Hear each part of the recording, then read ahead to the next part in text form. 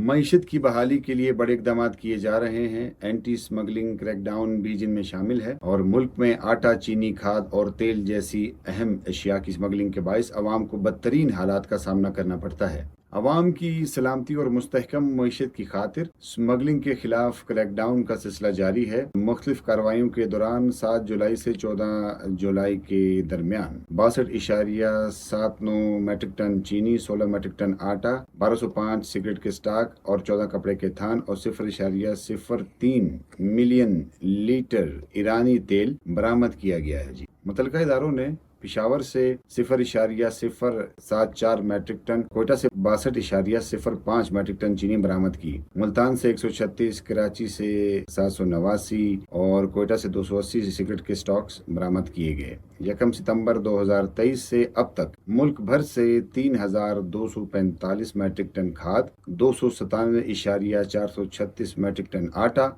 और 34,729.07 metric ton चीनी, 3,16,334 cigarette के स्टॉक्स और 1,49,626 कपड़े के थान और 6.859 मिलियन लीटर ईरानी तेल है वो बरामद हो चुका है। मुतलका इदारे मुल्क को मुश्किल वक्त से निकालने के लिए स्मगलिंग के खिलाफ अपनी कार्रवाइयाँ जारी रखने के लिए पुरअज़्म है।